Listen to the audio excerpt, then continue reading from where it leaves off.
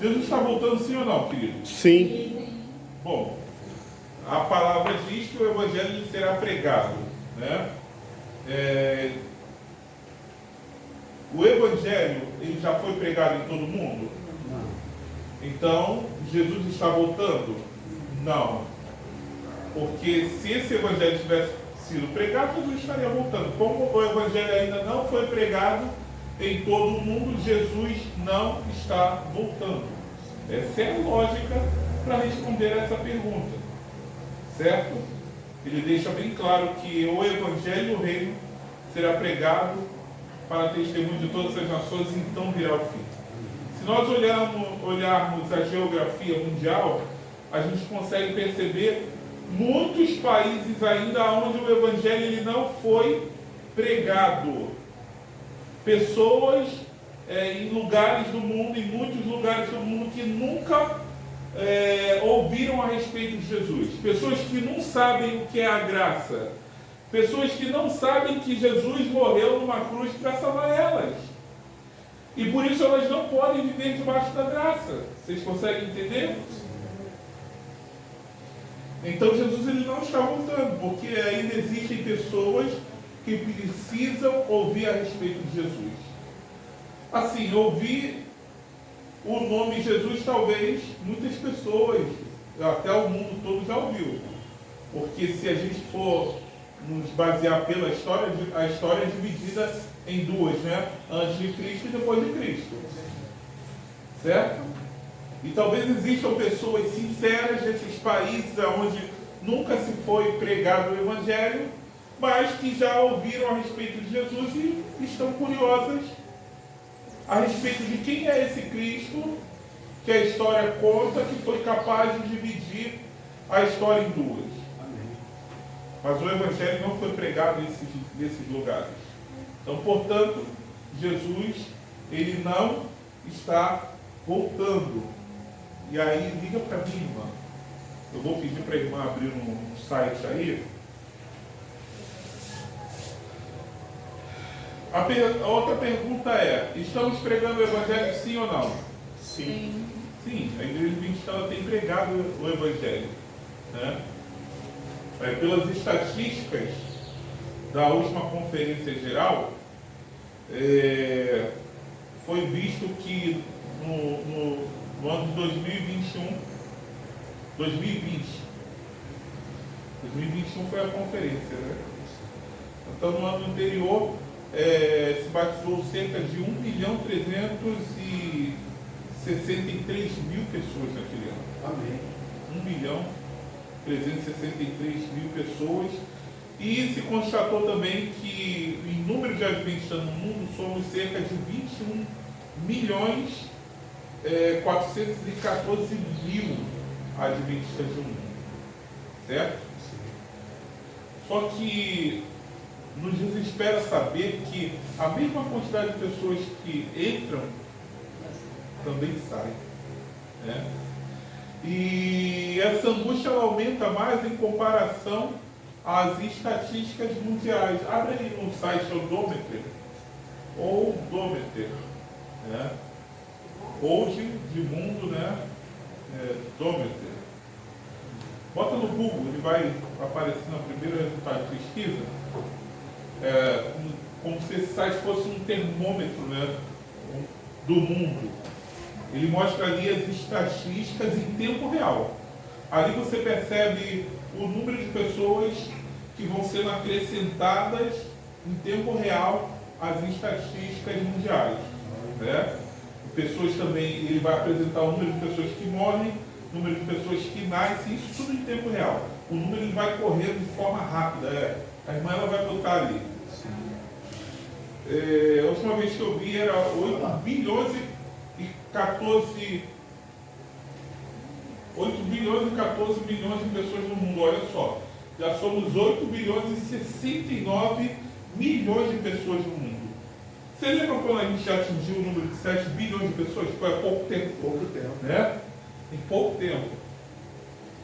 E sempre quando eu olho cerca de 11, 15, 20 milhões de pessoas estão sendo acrescentadas ali.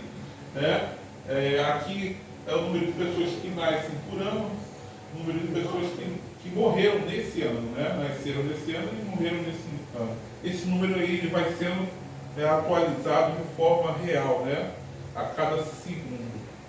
Então, olhando para os números da igreja em relação aos números da população mundial, nos parece que essa missão que Jesus nos deu é uma missão difícil ou impossível de se cumprir. Verdade. Porque se a cada ano a gente batiza aí cerca de 1 milhão de pessoas, no ano passado foi 800 mil, nem passou de 1 milhão, né? E só até os dias de hoje já nasceram cerca de 110 milhões, né? Então, qual seria o nosso saldo negativo? Entendeu? E aí, algumas pessoas até imaginam e nos perguntam assim, mas será que essa missão que Jesus nos deu não é uma missão impossível de se cumprir? Que humanamente, realmente ela é impossível de se cumprir. Mas como não é uma missão nossa, é a missão de Deus, e nós nos envolvemos nessa missão para pregar o Evangelho, né? A gente tem que olhar com a visão de Deus, porque com a visão humana, ela realmente é uma missão impossível de se cumprir. Será que Deus iria nos dar uma missão que fosse impossível de se cumprir? Claro que não. Certo? No entanto, se a gente olhar para a Bíblia, você vai concluir que um dia esse Evangelho ele foi pregado no mundo. Pode tirar, irmão, pode tirar. Então os irmãos vão ficar olhando ali o número sendo atualizado. Então, Paulo, ele chegou ao ponto de escrever lá em Colossenses, capítulo 1, versículo 6, que esse Evangelho atingiu todo o mundo naquele tempo. Então, isso quer dizer que se o Evangelho atingiu todo o mundo, isso quer dizer que existe uma receita? Existe um segredo que podemos seguir para que, da mesma forma que no tempo de Paulo, o Evangelho seja pregado no nosso tempo também? Sim. Mas algumas pessoas podem perguntar o seguinte assim, mas no tempo de Paulo, no tempo dos apóstolos, não era fácil, né? Não havia América, né? Não havia ali o conhecimento de boa parte da África, o mundo ele só estava reunido ali no norte da África, na Europa, parte da Ásia. Era muita gente concentrada no mesmo lugar, e hoje não, o mundo é maior, né? Mas pensa só, hoje vivemos num tempo onde podemos nos deslocar de avião, né? De trem, de ônibus, podemos pegar uma lancha para ir rio adentro, pregar lá no norte, né, do país, para aquelas comunidades ribeirinhas, sem dizer na internet. Verdade. Certo? Que eu posso me comunicar com pessoas de qualquer lugar do mundo em tempo real. No tempo do apóstolo Paulo eles tinham isso? Não. Para que eles pudessem ir de uma cidade para outra, se demorava muito tempo. Para que uma comunicação fosse feita de um lugar para o outro, era uma coisa muito difícil. E você considera ainda que no tempo de Paulo era mais fácil do que no tempo de hoje? Quando temos ainda mais condições físicas, tecnológicas, inovações, para que esse evangelho seja pregado? Claro que não. Que temos muito mais facilidade do que no tempo deles. Se eles não tinham toda essa facilidade, então qual era o segredo? A Bíblia ela parece nos dar uma pista sobre isso. Porque antes de Jesus subir ao céu, ele preparou os discípulos para pregar o Evangelho.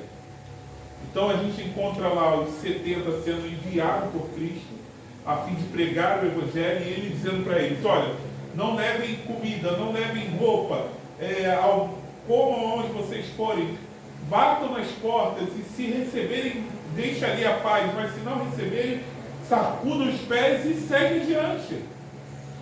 Jesus instruía eles: vão, pregam o Evangelho, ide.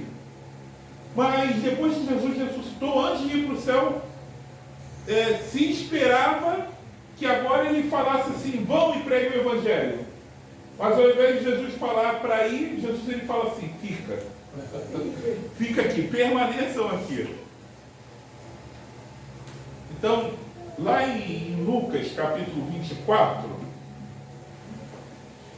a gente encontra essa instrução, que também foi o segredo para que os discípulos pudessem pregar o Evangelho em tão pouco tempo naquela geração. Lucas capítulo 24,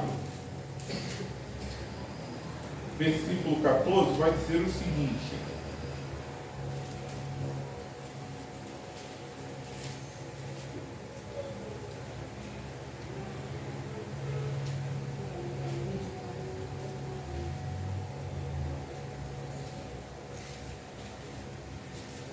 o versículo 14 não, irmãos, versículo 40 e 49.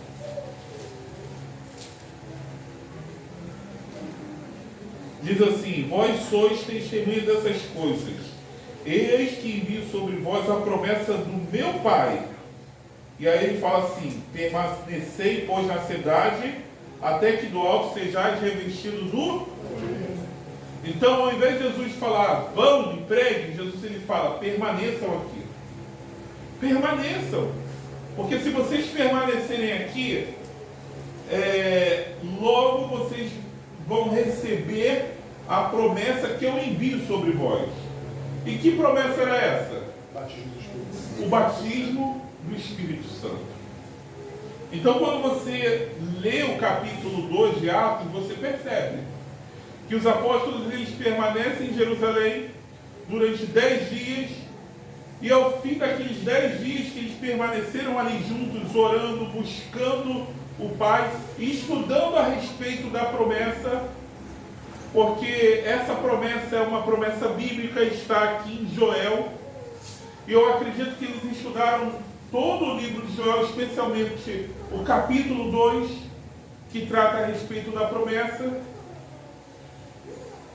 E ao fim desses 10 dias, o Espírito Santo desceu sobre eles. A Bíblia fala que foi distribuída ali línguas.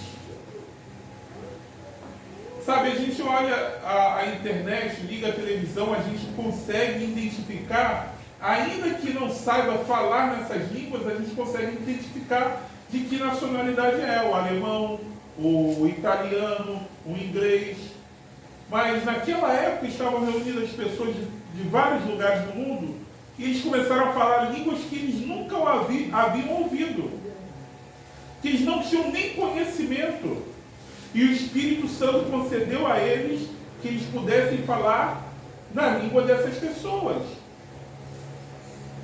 E ali o Evangelho ele foi pregado e 3.000 pessoas se batizaram apenas num dia. Você acha isso comum? Você acha isso normal? 3.000 pessoas se batizarem numa pregação? Claro que não, queridos. Era algo sobrenatural.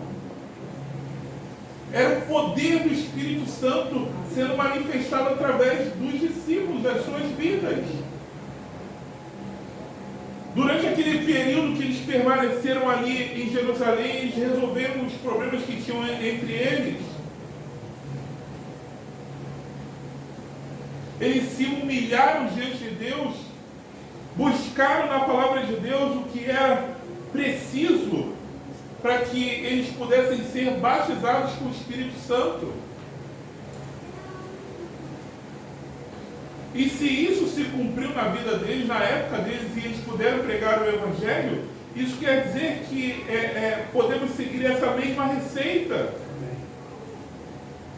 E então o Evangelho do Reino será pregado para testemunho de todas as nações e virá ao fim. Essa é a promessa bíblica, essa é a promessa que Cristo ele faz para nós. Eis que envio sobre vós a promessa do Pai. E Pedro ele pregou a respeito dessa promessa, porque os homens haviam ouvido o testemunho de Pedro e eles começaram a se questionar. Poxa, esses homens estão embriagados, sendo apenas 9 horas da manhã. E Pedro então falou assim: vocês pensam que estamos embriagados, mas o que ocorre aqui é o que o profeta Joel falou, que é a promessa do Pai. Está lá em Joel capítulo 2, Joel 2, 28, um texto que a gente conhece.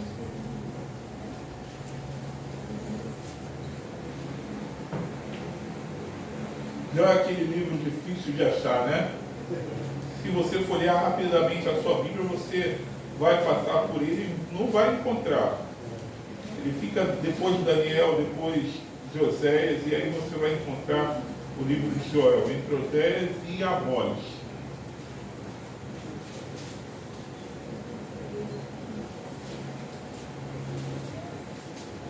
Então, versículo 28, ele vai dizer assim: e acontecerá depois que derramarei o meu espírito sobre toda a carne. Vossos filhos e vossas filhas profetizarão, vossos velhos sonharão, vossos jovens terão visões. Então, essa é a promessa do Pai, no qual eles passaram e se dedicaram a estudar durante aquele período que eles permaneceram em Jerusalém, e não só isso, orar para que o Espírito Santo fosse derramado sobre a vida deles. E quando Joel fala que o Espírito seria derramado, Joel estava falando de uma linguagem da chuva do Espírito Santo. Certo? Não foi só esse versículo, mas todo o capítulo 2 de Joel, que eles passaram a estudar e a analisar. Ok? Então, o que ocorreu ali em Atos capítulo 12, há 2000 anos atrás? No versículo 23 de Joel, ele vai dizer assim, ó: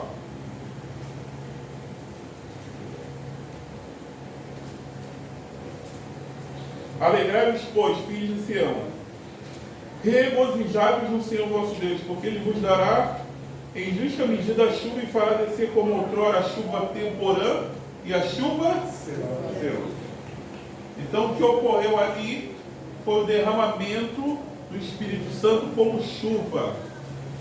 E Joel, ele descreve dois tipos de chuva, né? Vamos tentar entender isso mais uma vez, ou talvez pela última vez, de uma vez por todas. É assim: a sociedade agrícola de Israel, ela dependia da agricultura, certo?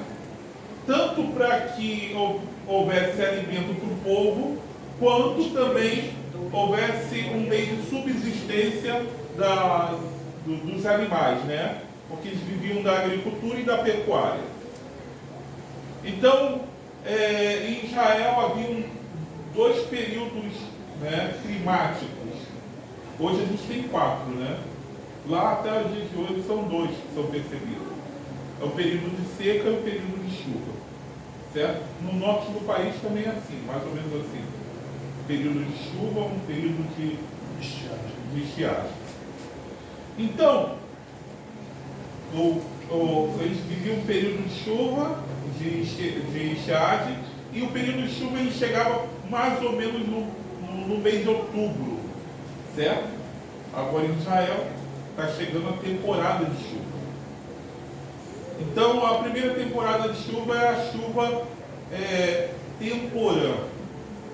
Essa chuva temporã é uma chuva fraca, mas é uma chuva constante. Ela rega a terra. Ela possibilita o agricultor vir, preparar a terra, semear a terra, e essa chuva ela vai caindo ao longo do mês de outubro, novembro, dezembro. A planta do trigo ela vai se desenvolvendo, crescendo. E quando ela chega no estágio de planta adulta, é necessário ela receber uma chuva forte, torrencial, para que ela retire os últimos nutrientes da terra e faça amadurecer o grão. Isso por volta do mês de janeiro, final do mês de janeiro e início de fevereiro. Cai uma chuva forte, uma chuva torrencial, os grãos então amadurecem e é necessário que o agricultor venha ceifando, né, a plantação. É a chuva temporânea. O que ocorreu lá há 2000 anos atrás foi a manifestação do Espírito Santo de uma forma coletiva. Porque no Antigo Testamento o Espírito Santo ele se manifestou de várias formas. Na Bíblia, de forma coletiva, só encontramos aqui pela primeira vez no livro de Atos. O Espírito Santo desceu como chuva temporânea sobre os apóstolos. E por isso eles saíram, pregaram o Evangelho. E se Jesus quisesse, ele poderia voltar naquela época.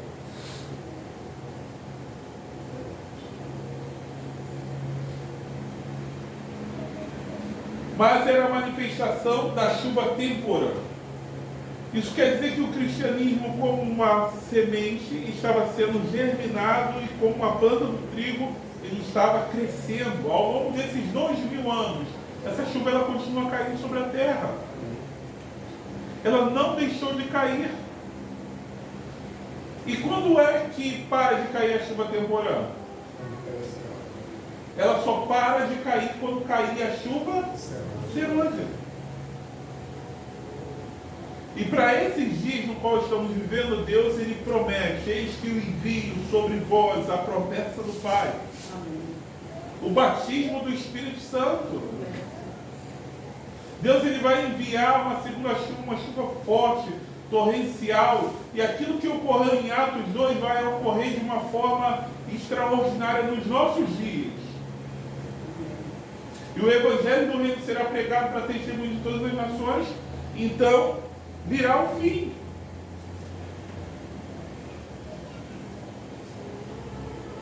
E aí a gente fica pensando assim, mas qual é a evidência do batismo do Espírito Santo na nossa vida e na vida da igreja?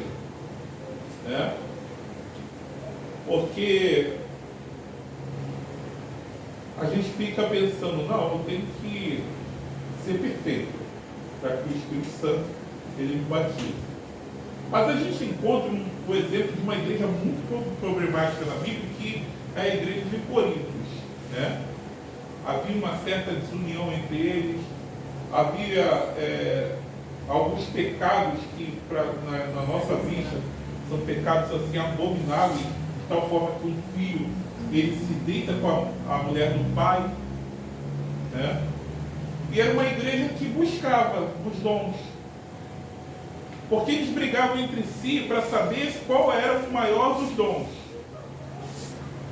E hoje as pessoas elas pensam que existe um dom que é evidência do batismo do Espírito Santo, né? E eles também tinham esse pensamento, eles falavam assim, não, o maior do dom é o dom de língua. Aí o outro falava assim, não, o maior do dom é o dom de profecia. Não, o maior do dom é o dom de milagres. E assim eles discutiam entre si. Então Paulo, lá no capítulo 12 de Coríntios, não precisa abrir, mas Paulo ele fala assim, olha, primeiro a gente tem que organizar aqui. Nem todos falam em línguas, nem todos têm o dom de profecia, nem todos aqui têm o dom de maravilhas, mas o Espírito Santo distribui segundo o querer dele. Então a gente tem que entender de uma vez por todas que não é um dom nem um outro maior. E eu tenho que ter a humildade de saber que é o Espírito Santo que nos concede. Entenderam? E aí Paulo ele fala assim, olha, vocês querem saber qual dos maiores dons? Então eu passo a lhes apresentar o caminho mais excelente. Isso no finalzinho do capítulo 12. E no capítulo 13 ele começa a falar, ainda que eu tivesse o dom de falar em outras línguas, ainda que eu tivesse o dom disso, se eu tivesse o dom daquilo, se eu não tiver amor? Então qual é a maior evidência de um crente? Que é batizado com o Espírito Santo? De um cristão que... Como é que você sabe que o seu irmão tem batismo do Espírito Santo? Me desculpem falar, mas isso não interessa a você. A gente não tem que ficar analisando se a vida do irmão é uma vida em conformidade com o querer de Deus ou não. A gente não tem que ficar analisando se o irmão tem Espírito Santo, se é batizado ou não. Eu tenho que analisar a mim mesmo. Buscar olhar para mim mesmo e falar sinceramente para o Espírito Santo. Existe algum ponto em mim que preciso mudar para que o Senhor possa tomar o controle da minha vida? Outra coisa, você é batizado no Espírito Santo? Bom, vocês têm dúvidas sobre isso, né? Nós estamos batizados nas águas. Para quem tem dúvida, a gente precisa recordar da história de Nicodemos. Quem era Nicodemos? Nicodemos era um mestre da lei, fariseu.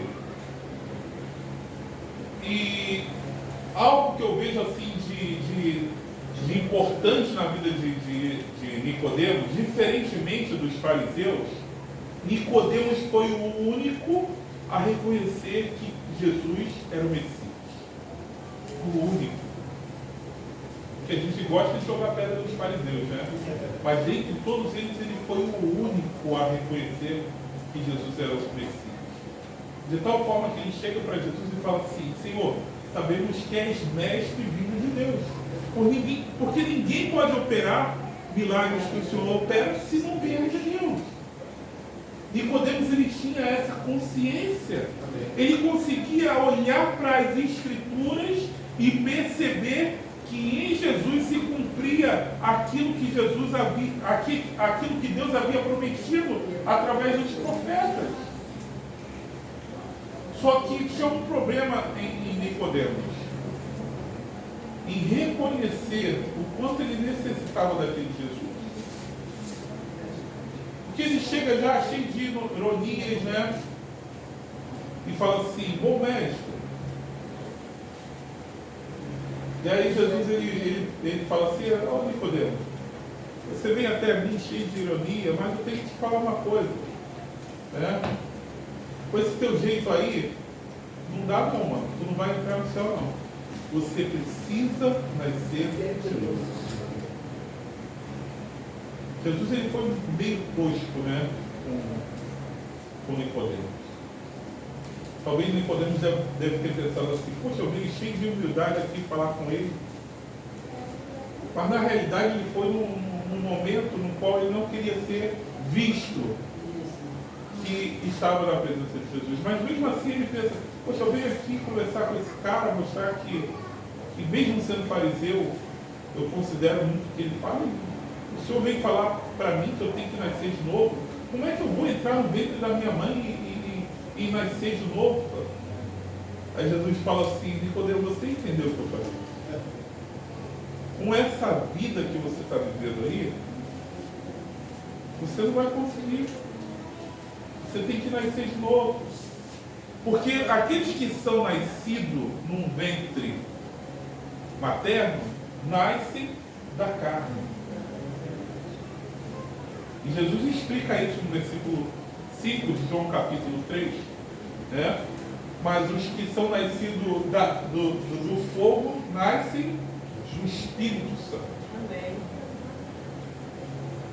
Então, você tem que entender, nós, né? Entendemos que quando nascemos da água, nós somos batizados no Espírito Santo. Entenderam? Então, é a respeito desse novo nascimento que Jesus estava falando. Quando entregamos a nossa vida ao Senhor Jesus, e no momento em que nos batizamos ali, o Espírito Santo ele desce sobre nós, a exemplo do batismo de Jesus. Entenderam? E a partir daí recebemos a natureza espiritual, que nos capacita a vencer a tentação e a lutar contra o mal que existe na nossa própria carne. É como uma criança que nasce, né? Quando o médico ele retira a criança ali. E o que se espera que a criança faça depois? Chore, né? Porque se ela não chorou, o que acontece? Ela ainda não está respirando. Mas se ela chora, ela é evidência que ela começou, ou o ar começou a entrar no seu pulmão. Da mesma forma, quando nos batizamos, é Deus soprando o Espírito em nós. Amém. E passamos a viver uma nova vida. Então não tenha dúvida quando perguntarem para você, você é batizado no Espírito Santo? Você é batizado no Espírito Santo. Mas o que ocorre é que o Espírito Santo ele também pode ser extinguido, porque Paulo ele fala assim, não extinguais o Espírito Santo. É só você olhar para a parábola das 10 virgens. 5 prudentes, 5 nécias. As nécias vão até as prudentes e falam assim, olha, nos dê do óleo da sua lâmpada, porque o óleo da nossa lâmpada está... E isso acontece na vida do cristão que é batizado no Espírito Santo. Se ele não continuar enchendo a sua lâmpada com óleo, a sua lâmpada ela pode apagar. Quando você não busca o batismo diário do Espírito Santo, que é a chuva temporã.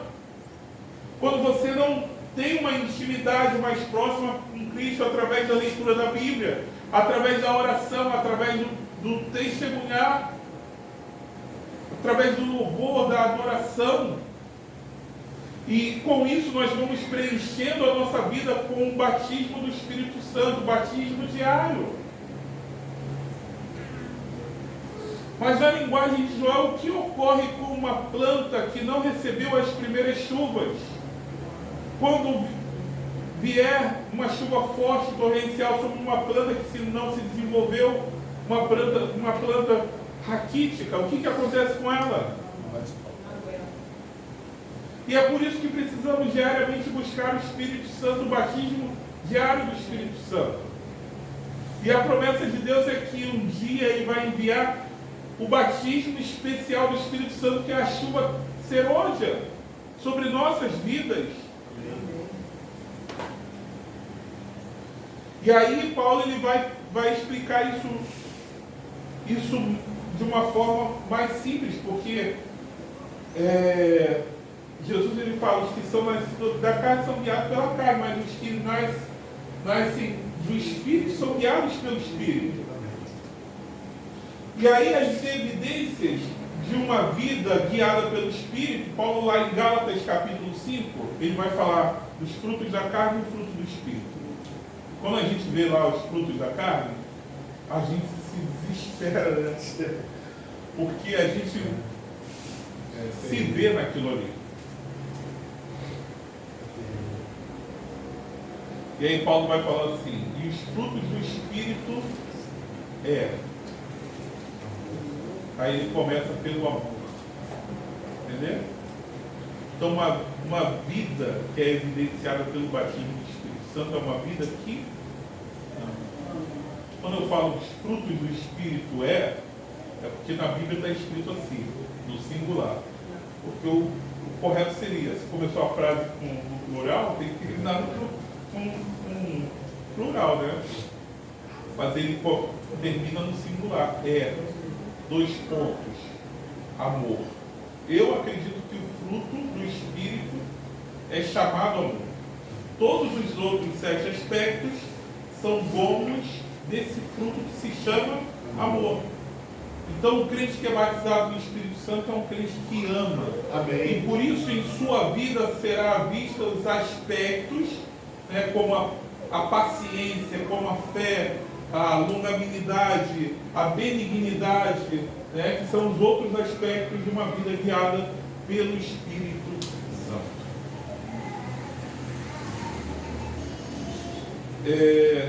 Talvez, com toda essa informação, talvez você pense assim, mas como ser batizado pelo Espírito Santo? Vamos ver o que os discípulos descobriram naquele dia, Pentecostes. Em João capítulo 2, a partir do versículo 12, a gente vai encontrar aí a promessa do Pai. Qual foi o segredo? Qual foi essa receita que os discípulos seguiram?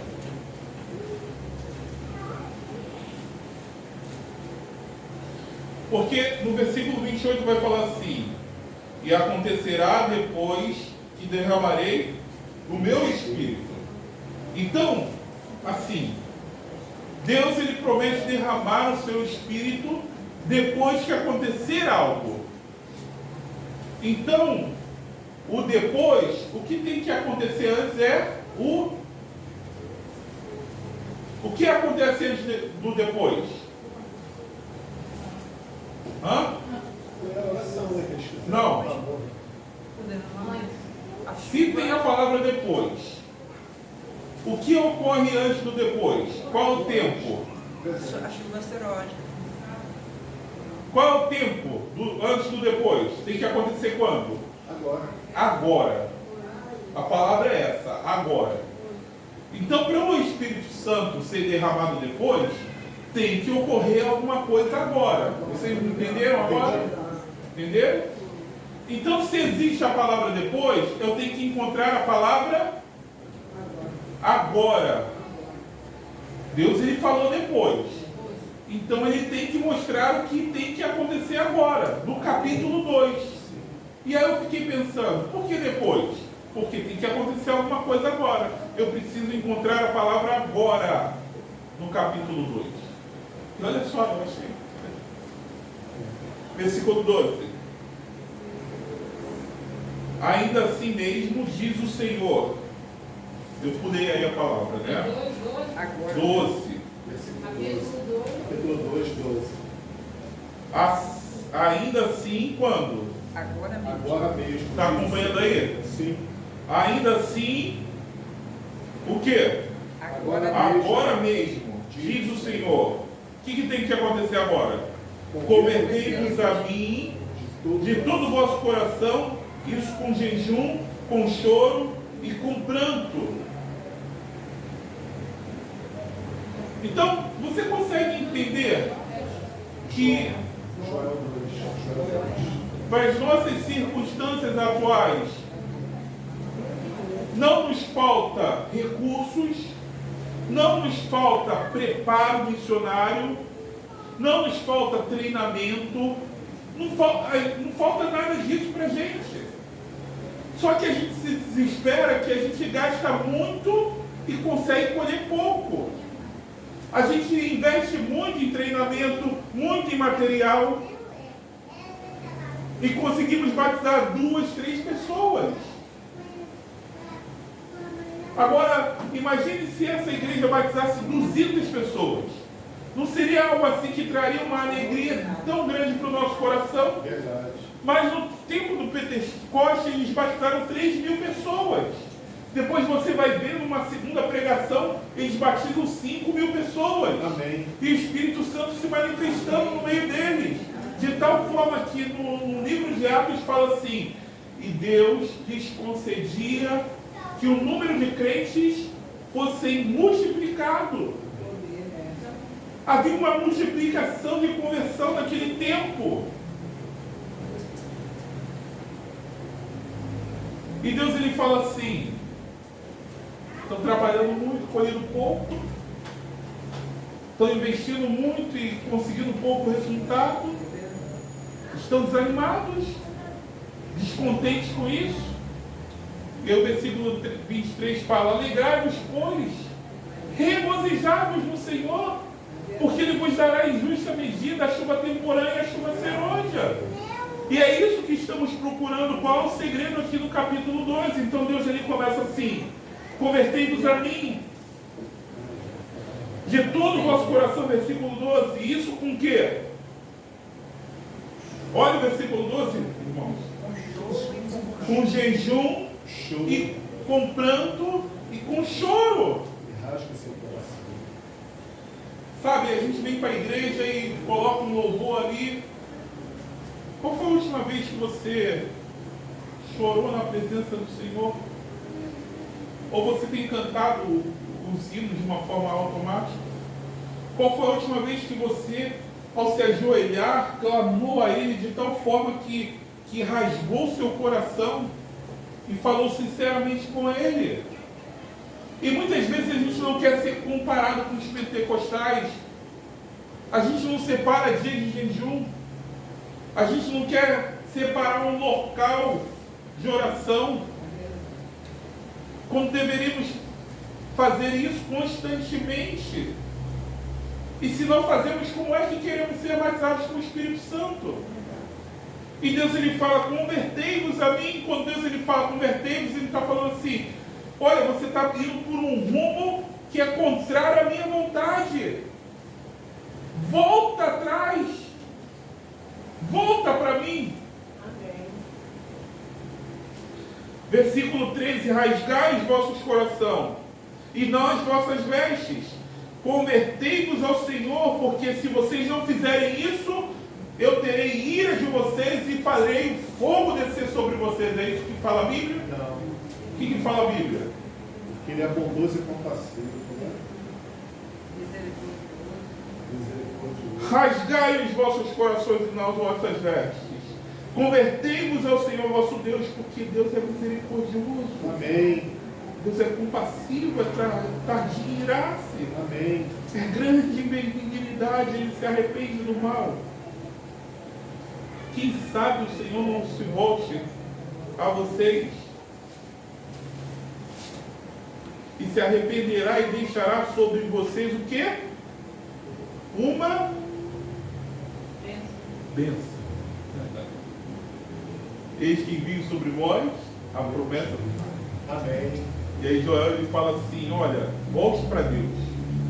Volte-se para Deus rasgando o coração com sinceridade. Clamem a Deus com choro, com pranto, com jejum. E Deus ele vai se voltar para vocês. E não só isso. Deus ele vai deixar uma bênção sobre vocês. Amém. É isso que Joel está falando. E olha só, daqui para frente Joel ele vai usar a mesma linguagem que usa no versículo 28. Porque ele fala assim, os vossos jovens, os vossos velhos, né? Os vossos filhos, vossas filhas, né? Porque ele vai começar falando assim, versículo 15: tocai a trombeta em Sião, prolongai um santo jejum e proclamai a assembleia solene, congregai o povo e santificai a congregação. Ajuntai quem? Os anciãos. Ele está se referindo a quem? Aos velhos. E assim, de quem é a responsabilidade de proclamar um dia de jejum, um dia de oração, de reunir o povo? São os anciãos. E muitas vezes quando a gente fala assim para a igreja, olha, vai haver uma programação de 10 dias de oração e 10 horas de jejum. E aí a gente tem ainda a coragem de falar assim, para aqueles que não conseguirem fazer o jejum, pode trazer frutas. Não é 24 horas não, irmãos, é 10 horas e a gente não consegue fazer um jejum de 10 horas. E mesmo assim, quantos é que estão envolvidos com a oração naquele período? Uma vez por ano que a igreja pede isso. Quando isso deveria ser uma prática da nossa vida cristã junto a Cristo. E Deus está falando assim, proclamai um santo jejum, isso com trombetas. Ou seja, ele está falando assim, não tem que ser algo discreto, não pode ser algo assim silencioso, tem que envolver todo mundo. Isso os anciãos têm que preparar. Ele fala assim, congregai, versículo 16, congregai o povo, santificai a congregação, ajuntai os anciãos, reunis os filhinhos que mamam, e sai o lobo da recâmara e a noiva do seu aposento. Então, vejam só que ele usa a mesma linguagem do versículo 28, só que de uma forma diferente, né? Palavras diferentes. Os filhinhos, né? Então, Deus está prometendo que vai derramar o seu Espírito sobre as crianças, sobre os jovens, sobre os velhos. E nessa imagem aqui, anterior ao depois, são os anciãos, o noivo e a noiva e as crianças. Então Deus ele está falando assim, reunia todo, não deixa ninguém fora. Porque eu vou derramar o meu espírito sobre os velhos, sobre os noivos. O noivo casou agora, deixa lá a lua de mel, venha, traz a noiva. As crianças, também tragam as crianças, porque eu vou derramar o meu espírito sobre eles. Isso é prioridade.